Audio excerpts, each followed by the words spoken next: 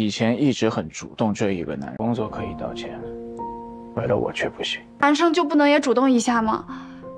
Seyen dipenuhi rasa suasana kalut. Ia mengeluarkan segala kegelisahannya kepada Seiyu.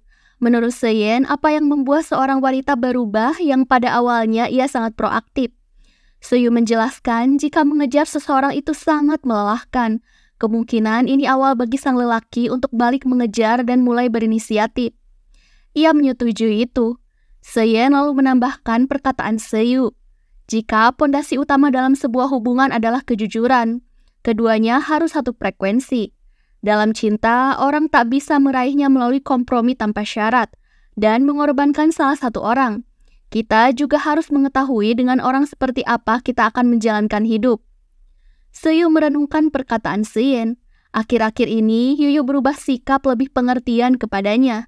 Namun, ia menyadari sepertinya hubungan ia dan Yuyu tidak dalam satu frekuensi. Kali ini ia berpikir untuk tidak mengejar dan mengganggu Yuyu. Tanpa sadar, Yuyu sudah cemburu saat Seiyu terlihat ramah kepada lelaki lain. Kali ini, Yuyu selalu mencari kesempatan untuk dekat dengannya. Pintunya kali ini telah terbuka bagi Seiyu. Yang akhir-akhir ini selalu membantu Sui untuk memperluas koneksinya dalam membuat liputan. Dimulai dari memperkenalkan teman pentingnya di Tiongkok dan membawanya ke acara amal jamuan AM. Saat jamuan amal AM, ia bertemu dengan Seyen. Seyen terlihat disapa oleh mantan pacarnya Beiling. Orang-orang mulai bergosip dan berspekulasi. Yang tahu, hati Sui patah hati. Ia menemaninya untuk minum dan menghiburnya. Beiling ingin memperbaiki hubungannya dengan Seyen, tapi ia menolaknya dan mengatakan jika sudah ada orang lain di hatinya. Ia mengatakan dalam suatu hubungan, sekali terlewatkan, maka tak ada kesempatan lain. Seyen melihat Sui memanjat pohon dan sedang mabuk berat. Ia mengkhawatirkannya dan menyuruhnya untuk cepat turun. Seyen berkata manis dan membujuknya. Akhirnya, ia mau turun. Sui dengan keras menggigit leher Seyen. Yang cemburu, tapi ia sadar jika dalam hati Sui tidak ada dirinya. Sui mengungkapkan perasaan mendalamnya kepada Seyen. Hubungan keduanya sedikit membaik. Seyen lalu memeluknya dengan erat.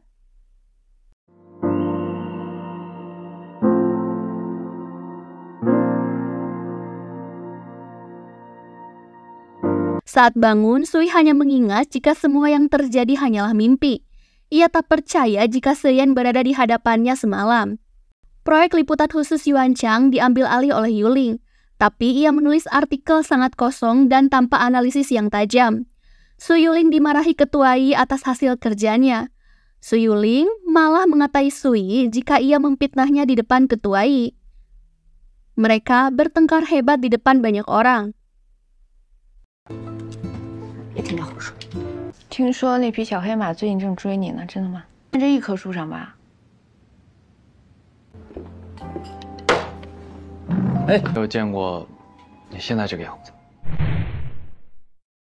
Sui mengetahui kebenaran dari Yang jika pada malam acara jamuan AM dia benar-benar diantar pulang oleh Seyen. Tapi momen manis yang ia ingat dalam mobil bersama Seyen masih dianggap sebagai mimpi dan halusinasi oleh Sui. Seyen kedatangan tamu bernama Fiona. Ia merupakan anak Paman Tien yang sudah dianggapnya sebagai adik. Menurutnya, kedatangannya kali ini ke Tiongkok adalah untuk membantu situasi masalah Yuan Chang saat ini. Meskipun ayahnya sangat menentang Seyen, tapi menurut Fiona, ia akan selalu mendukung Seyen. Pikiran Sui terus dipenuhi oleh Seyen. Karena begitu mencintai Seyen, ia memutuskan untuk berbicara secara baik-baik kepada Seyen. Sui tak mau menyerah atas hubungannya. Namun saat keluar, ia malah melihat Seyen sedang bersama wanita lain. Hatinya sakit dan kecewa. Ia memutuskan untuk pulang kembali. Keesokannya, kemudian Sui mengetahui dari Nona Kong bahwa wanita yang bersama Seyen kemarin bernama Fiona. Singkat cerita, Guanji memperkenalkan Sansan kepada ayahnya. Begitupun Pak Guan yang memperkenalkan Nona Yi kepada Guan Ji. Pasangan ini saling mendukung satu sama lain. 再见啊，再见。 先走了。 Proyek liputan khusus Ketua Yi putuskan untuk diambil alih kembali oleh Sui. Ia lalu menerimanya dan berjanji akan mengesampingkan masalah pribadinya. Sui mengetahui jika Seyen sedang mengalami banyak masalah. Posisinya saat ini di Wancheng sedang mengalami kritis. Saat Sui menemuinya untuk melakukan liputan khusus, Seyen mengusir dan menolaknya. Sementara para jurnalis sudah berkumpul di lantai bawah. Rumor terkait Dewan Eksekutif dan para pemegang saham akan diganti serta kegagalan investasi kepada Lean telah menjadi berita cukup panas. 辛苦各位。 Sui sudah sangat terpukul atas kondisi yang dialaminya dan sikap dingin Seyen akhir-akhir ini. Ia memutuskan untuk memblokir nomor Seyen. Seyen mengunjungi restoran mie favorit Sui. Ia tak bisa lupa dan teringat momen indah bersama Sui. Ia lalu membuka beberapa pesan manis yang pernah dikirim Sui padanya. Saat mengirim pesan untuk mengajak Sui makan mie bersama, ia menyadari bahwa nomornya sudah diblokir. 玉成， Singkat cerita, setelah selesai kelas, Yuyu lalu mengajak Seyu ke suatu tempat. Ia bertekad untuk jujur mengenai perasaannya. Meskipun awalnya cukup dilema mengenai perbedaan keduanya, dari segi usia, kepribadian maupun identitas, tapi ia akhirnya berani mengungkapkan mengenai situasi dan hatinya, bahwa kali ini ia sudah jatuh cinta kepada Seyu. Seyu meyakinkan jika perbedaan keduanya tak menjadi halangan. Semua orang mempunyai hobi dan gaya hidup yang unik. Jadi Yuyu tidak perlu khawatir tentang itu. Jika mencintai seseorang, dia akan menerima semua hal tanpa syarat. Baginya, cinta adalah hal yang unik. Seyu sangat bahagia. Mereka akhirnya resmi menjalin hubungan. Keesokannya, saat jalan berdua bersama Yuyu, Seyu melihat Sui sedang ditemani Yiyang. Ia khawatir dengan hubungan Sui dan pamannya. Seyu berinisiatif untuk mengganggu mereka dan makan di meja yang sama. Ia juga tak lupa memberitahu pamannya lewat WeChat untuk segera menemui Sui agar tak direbut oleh Yiyang. 这一道白卤竹笋， 小舅舅，你还要不要小舅妈了？ Seyen memperhatikan Sui dari jauh dan menunggunya di depan rumah. Kondisinya sedang tidak enak badan. Sui memutuskan untuk pergi ke rumah sakit.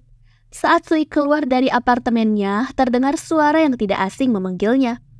Ia adalah Seyen. Meski hubungan keduanya masih terlihat canggung, Seyen dengan setia menemaninya di rumah sakit. 好了，按着。 Menurut Seyen, seharusnya ia tinggal di rumahnya. Sui terkejut. Apa ia salah dengar? Sui memberi kabar jika dirinya akan melanjutkan kuliah pasca sarjana.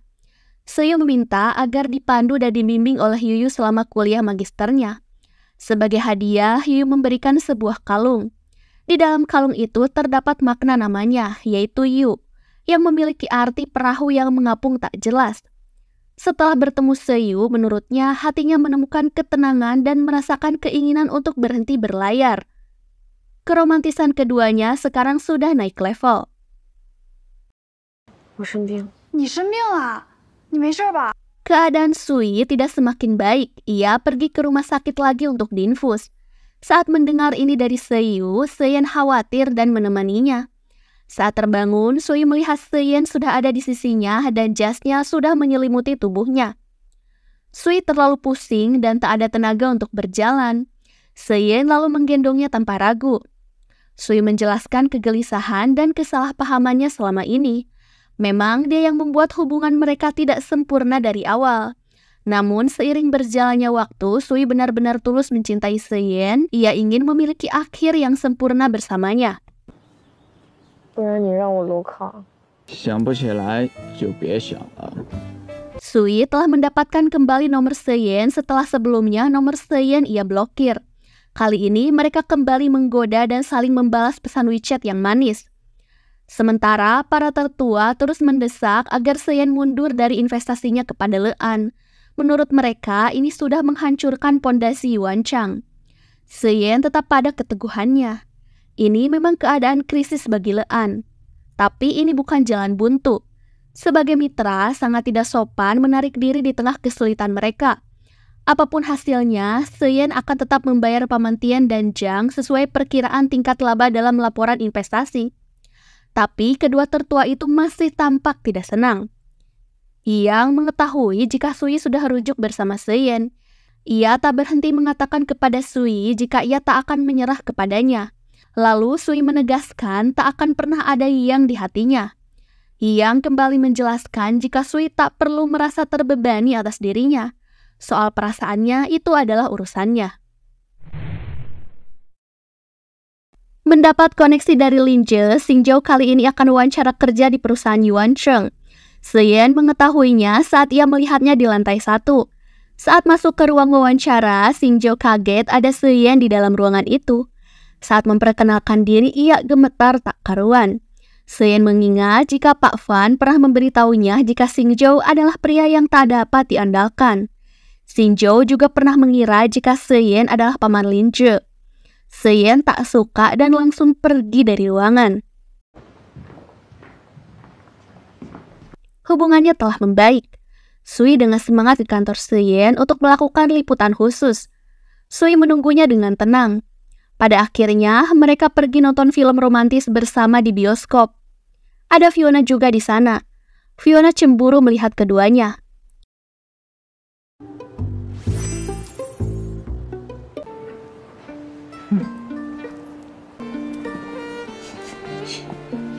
Sui melihat jika Seyen sudah terpikat oleh kecantikannya. Sui sudah menutup mata dan siap-siap jika nanti akan dicium oleh Seyen. Seyen menggodanya. Mereka akhirnya melakukannya di tempat umum.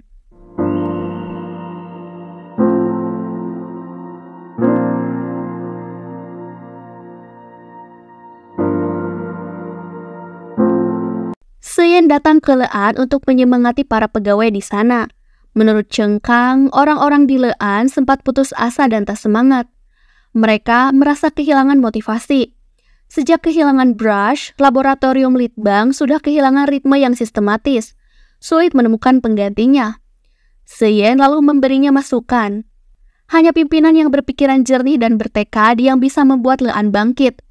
Aku yakin kau bisa melewati situasi sulit ini. Ia adalah jiwa bagi Lean, maka dirinya tak bisa lari. Seyu mulai bekerja dari cuti panjangnya. Ia menemani Sui untuk perjalanan dinas.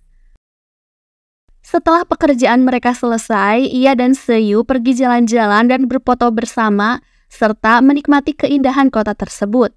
Xingzhou mengalami kemalangan. Pekerjaan di kantornya tidak becus dan ia menimbulkan masalah bagi timnya. Atas ulahnya, ia dipaksa untuk mengajukan surat pengunduran diri. Xingzhou sudah menjadi pengangguran. Pada situasi ini, ia sudah menyesal pernah mengkhianati Sui. Linji sangat kecewa karena Xingzhou tak bisa melupakan Sui. Ia telah berkorban banyak, mulai dari membelikannya mobil dan memberikan koneksi di Yuancheng. Ia memutuskan untuk pisah dari Xingzhou. Karma datang begitu cepat. Linje juga dipecat dari pekerjaannya dan hubungan asmaranya pun sudah hancur. Xingzhou membuat kekacauan di tempat Sui. Ini diketahui oleh Seyen. Ia langsung mendorongnya dan membawa Sui masuk. Lalu momen romantis terjadi. 别再出现在他面前，可以吗？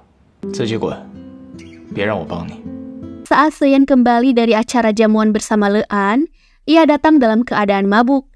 Seyen mengatakan kata-kata manis, tidak seperti biasanya yang selalu bersikap kaku dan dingin. Seyen menggigitnya dan memeluknya. Baginya itu merupakan tanda cinta bagi Sui.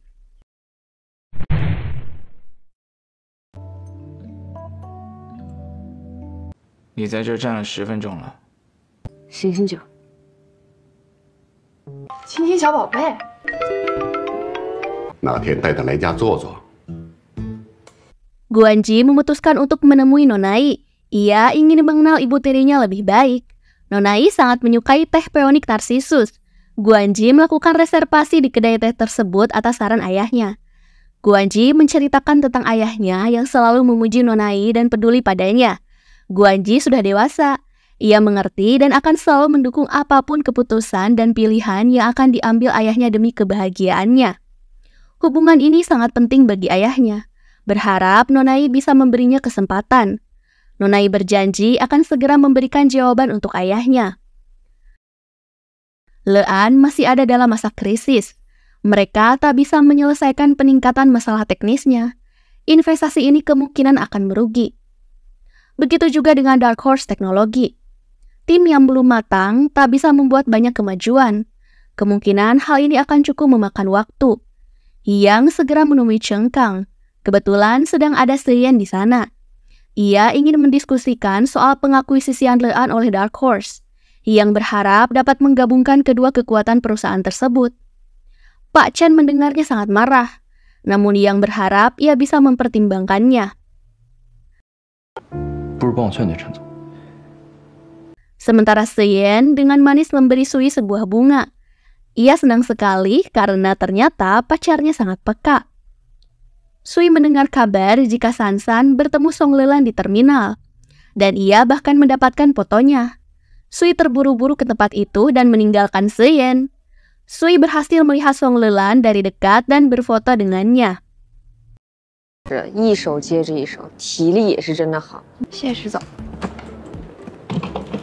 Sui masih mengkhawatirkan masa lalu yang mungkin saja Seyen masih memperhitungkannya. Sui berbicara dengan tulus. Ia memahami jika ditipu itu sangat menyakitkan. Ia berharap Seyen tidak balas dendam dan memiliki agenda lain. Seyen memberinya pengertian jika ia hanya akan menipunya untuk membuat Sui jatuh cinta padanya. Ia menenangkannya untuk jangan mengkhawatirkan hal itu.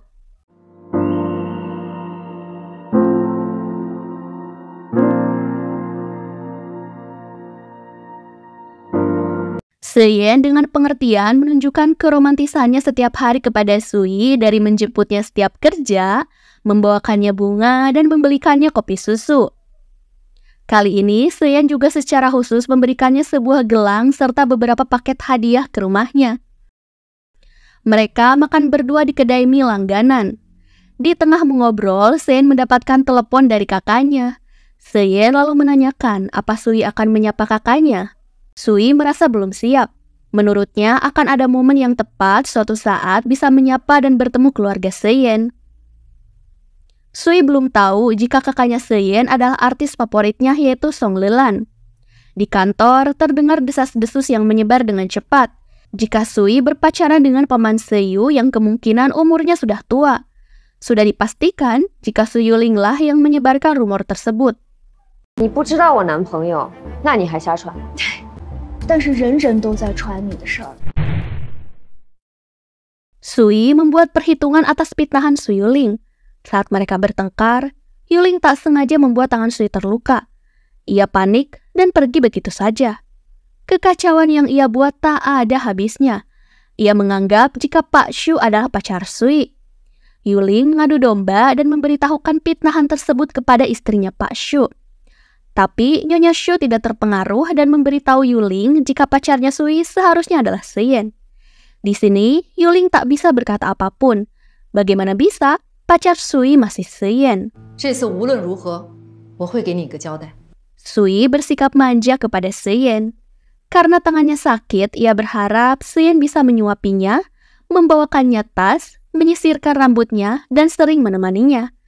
Di sini, Seyen mengatakan jika Sui harus menginap di rumahnya. Ia berjanji akan menepati semua perkataan yang disebutkan tadi.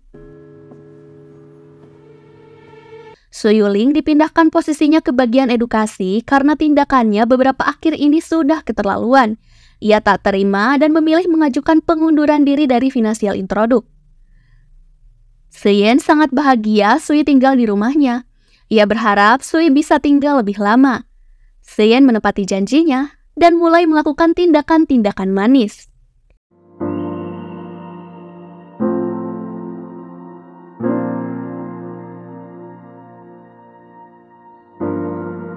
Hal memalukan terjadi. Saat Sui meminta bantuan untuk mengikatkan branya selesai mandi, ia ragu untuk meminta bantuan. Tapi Seyen mau dan ia berhati-hati membantunya. Sui sangat gugup. Ia satu kamar bersama Seyen.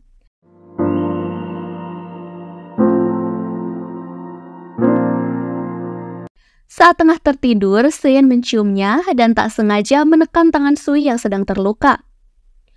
Guanji berpisah dengan Sansan untuk melakukan perjalanan dinas menggantikan Seyen selama beberapa hari. Ia merasa tak tenang. Sansan memberinya pengertian, jika dalam hubungan tidak harus selalu bersama setiap menit. Jika ingin hubungannya langgeng, saling percaya dan mengendalikan diri masing-masing adalah hal yang utama. Sui kesulitan ketika akan mengetik untuk mengerjakan pekerjaannya. Seyen menyuruh Seiyu datang ke rumahnya untuk membantu Sui. Saat Seyen datang, ia langsung menyuruhnya pergi karena tak ingin mengganggu momennya bersama Sui.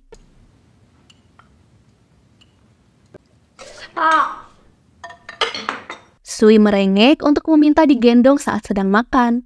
Seyen hanya bisa menurutinya dan ia mulai menyuapi Sui.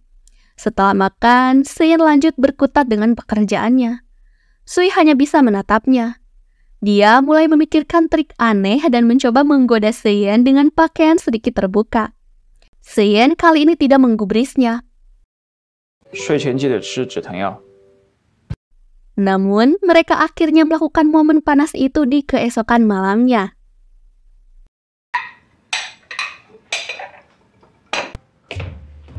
回来了。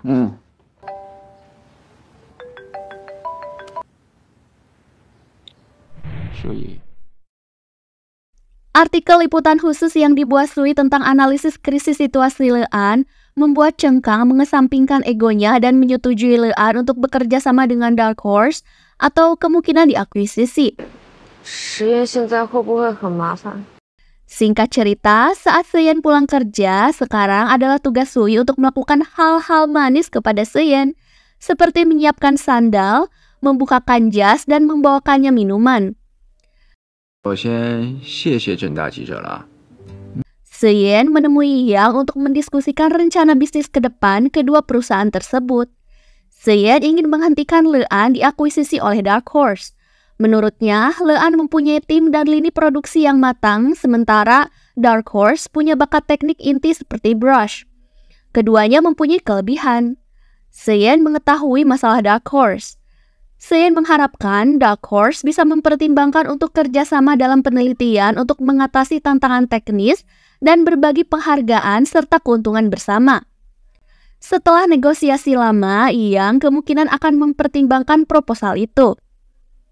Seiyu mengalami kecelakaan. Untungnya tidak terjadi luka serius. Sui menyusul Seyen ke rumah sakit. Saat ini, Sui mengetahui fakta jika kakaknya Seyen adalah Song Lelan dan mempunyai seorang putri bernama Qin Seiyu. Sui merasa Seyen sudah mempermalukannya kali ini, karena selama ini ia begitu banyak bicara dan kadang menggosip hal aneh tentang idolanya di depan Seyen, tanpa tahu kebenaran jika Seyen ternyata adalah adiknya. 不知道你就是实验的姐姐，小月的妈妈。 Ia pura-pura marah dan tak ingin kembali ke rumah Seyen. Namun beberapa tragedi kecil terjadi. Ia dengan terpaksa kembali ke rumah Seyen. Untuk meredakan kekecewaan Sui, Seyen memasakkan beberapa makanan Tiongkok yang lezat. 客房枕头软，你自己选吧。 Seyen sempat tak bisa masuk ke kamarnya. Namun, Seyen melakukan tindakan romantis yang membuat Sui terdiam. Kesempatan Sui sudah di depan mata. Ketuai memberitahu Sui untuk segera membangun tim media khusus untuk liputan berbasis digitalnya. Sui sangat senang dan berjanji akan membuat media ini disukai pembaca di seluruh dunia. Yuyu menjaga Seiyu sepanjang hari. Ibu dan kakeknya melihat itu. Keduanya saat ini merasa bahagia karena Seiyu sudah memiliki seseorang yang tepat untuk bisa menjaga dan melindunginya. Ibu Sui sekarang sudah mengetahui bahwa putrinya berpacaran dengan Seyen. Kali ini Sui menemui keluarga Seyen. Ia disambut dengan hangat dan dijamu dengan baik serta diajak oleh Seiyu untuk berkeliling rumah. 我回来啦，大哥妈妈。 Beberapa hari kemudian, Sui terkejut saat melihat ibunya datang ke rumah Seyen. Ibunya melihat jika Sui diperlakukan dengan sangat baik oleh Seyen. Ini membuatnya merasa lega. Ia memutuskan untuk segera pulang ke Qing'an pada malam itu juga. Topik mengenai Le-an dan Dark Horse akan bekerja sama semakin hangat diberitakan berbagai media. Banyak yang memberitakan tentang keraguan pengelolaan manajemen perusahaan investasi Yuanchang terkait masalah ini. Seyen sedang mengalami tekanan besar. Sui mencoba untuk menghiburnya. Keadaan semakin diperparah oleh salah satu media yang menggiring opini serta menjelekan Seyen dan Yuanchang. Sebagai perusahaan media, Ketua Yi juga ingin menindaklanjuti terkait kasus tersebut. Sui mengajukan diri dan bersedia untuk mengambil proyek tersebut. Sebagai jurnalis, ia berjanji akan memberikan pandangan yang objektif dan menjunjung tinggi integritas. Artikel terperinci dan informatif yang dibuat olehnya berhasil memperbaiki keadaan dan menepis rumor tak jelas tentang Le-an, Yuanchang, dan Dark Horse. Para tertua sekarang sudah menyetujuinya, tidak lagi menentang. Mereka optimis tentang kerjasama Le-an dan Dark Horse di masa depan.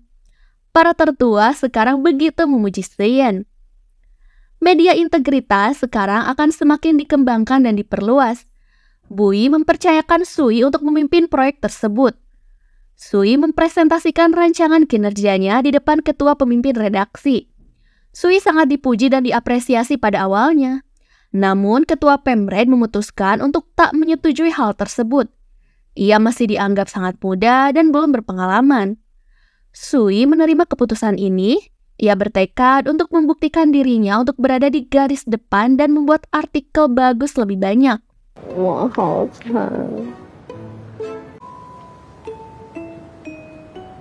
Untuk menghilangkan kegalauannya, Sui bersikap usil dengan memakaikan bandul lucu di kepala Seyen. Mereka bercanda tawa sepanjang malam. Keesokannya, Sui menyimpan foto mereka berdua di meja kantornya. Ini terlihat sempurna, dan Sui semakin semangat dalam bekerja. Kebiasaan mereka sudah seperti pasangan suami istri sungguhan. Saling memahami dan berbagi beban, menjaga komunikasi dan merawat satu sama lain. Sui sangat menyukai salju. Pada tahun ini, salju pertama sudah turun. Sui percaya, konon jika orang yang bersama pada hari pertama salju, mereka akan saling mencintai selamanya. Seyen setuju dan berjanji ia akan selamanya bersama Sui. Lalu mereka saling berbagi keromantisan satu sama lain. Sementara Seiyu mendapat kabar baik, status magangnya berganti, dan ia resmi dikontrak perusahaan finansial Introduk. Seiyu sangat bahagia. Ia datang menemui Yuyu. Saat datang, ia langsung memeluk dan menciumnya. Tanpa berpikir, ia sedang disaksikan oleh pamannya dan Guanji. Le-an dan Dark Horse telah membuat terobosan signifikan di bidang chip web. Mereka telah mendorong chip lokal ke tingkat lebih tinggi. Berita ini telah menjadi trending di berbagai platform. Atas artikelnya, Jing Sui mendapatkan prestasi tahun ini. Ia menerima penghargaan tersebut dengan hormat. Ia juga dengan resmi telah mendapatkan promosi jabatan. Pada ulang tahun ke-7-nya, Le-an merayakan terobosan dan pencapaiannya. Cheng Kang juga memberitahu jika Le-an akan mulai masuk ke bursa saham. Ia juga berterima kasih atas dukungan Seyen dan Yuanchang untuk kesuksesannya.